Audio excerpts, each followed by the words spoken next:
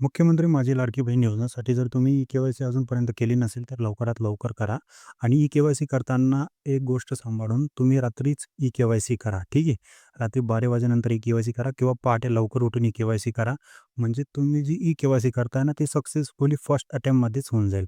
कारण की ई-के-वाय-सी करताना ओ-टी-पी नाही येते, सर्व्हर डाऊन होऊन जातो, वेबसाईटच उघडत नाहीये किंवा भरपूर असे प्रॉब्लेम येतात, ठीक आहे. कमेंट करून पण भरपूर लोकांनी मला सांगितलं आहे आणि ते सगळे कमेंट्सच्या अकॉर्डिंगच मी तुम्हाला ही गोष्टी सांगतोय.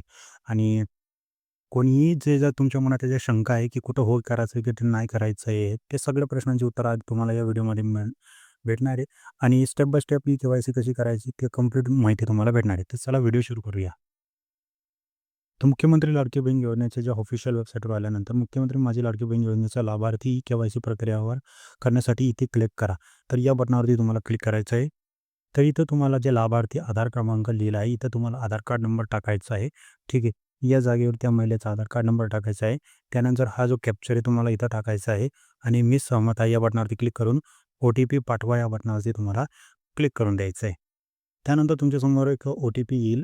ती पण एकदम सक्सेसफुल येईल. जर तुम्ही पहाटे करणार किंवा रात्री 12 वाजेनंतर करणार तर ओ-टी-पी येईल. ती ओ-टी-पी तुम्हाला इथं टाकायची आणि सबमिट बटनवर क्लिक करायचं आहे. त्याच्यानंतर तुमच्यासमोर एक माहिती येते, की तुमच्या वडील किंवा तुमच्या पतीची माहिती सबमिट करा असा एक ऑप्शन येतो. तर तिथं परत तुम्हाला इथे तुमच्या वडिलांचा किंवा तुमच्या पतीचा आधार कार्ड नंबर टाकायचा आहे. खाली कॅप्चर टाकायचा आहे आणि मी सहमत आहे बटनवर टिक करून खाली ओ-टी-पी पाठवा या बटनावरती क्लिक करून द्यायचं आहे.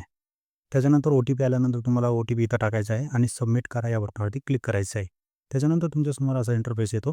तो वरती तुम्हाला तुमच्या वडिलांचा किंवा तुमच्या हसबँडचा जो नाव आहे ते ऑटोमॅटिकली वरती येऊन जातं. त्याच्यानंतर जात प्रवर्गामध्ये क्लिक करून तुम्हाला तुमची जात निवडायची. म्हणजे तुम्ही एस-सी, एस-टी, ओ-बी-सी, एस-बी-सी, एन-टी वगैरेमध्ये जे पण आणि जनरलमध्ये येत असाल तर ते निवडायचं आहे. त्याच्यानंतर खाली तुम्हाला माझ्या कुटुंबातील सदस्य नियमित कायम कर्मचारी म्हणून सहकारी विभाग, उपक्रम मंडळ, भारत सरकार, राज्य सरकार, स्थानिक संस्थेत कार्यरत नाही किंवा सेवानिवृत्ती वेतन घेत नाही. तर इथं तुम्हाला होय निवडायचं आहे. ठीक आहे. इथं पण होय निवडायचं आहे. त्याच्यानंतर कुटुंबातील केवळ एक विवाहित आणि एक विवाहित महिलांना या योजनेचा लाभ घेत आहे. या ठिकाणी पण तुम्हाला होय निवडायचं आहे. दोघी ठिकाणी तुम्हाला होय निवडायचं आहे. ठीक आहे. त्याच्यानंतर इथं टिक करायची आहे आणि सबमिट करा बटनावरती क्लिक करून द्यायचं आहे. सबमिट बटनावरती क्लिक केल्यानंतर तुमच्यासमोर असा इंटरफेस हो. जिथं लिहिलं आहे, की तुमची ई-के-वाय-सी पडताळणी यशस्वीरित्या पूर्ण झालेली आहे.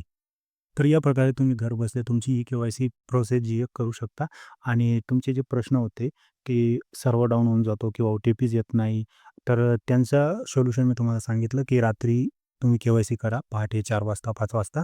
तेव्हा तुमची के-वाय-सी पूर्ण होऊन जाईल. आणि सर्वात महत्त्वाचा प्रश्न म्हणजे ज्या महिलांचे वडील पण नाही आणि त्याचे हसबंड पण नाही, तर त्यांनी काय करायचं?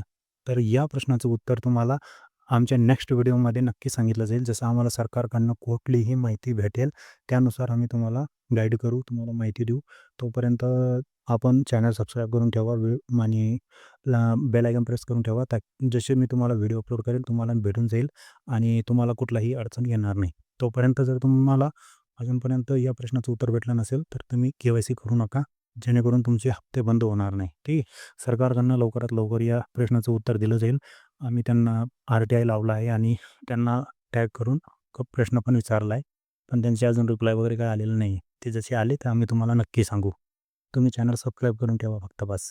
तर आपण भेटू असेच नवीन व्हिडिओसोबत. तोपर्यंत धन्यवाद. जय हिंद, जय महाराष्ट्र.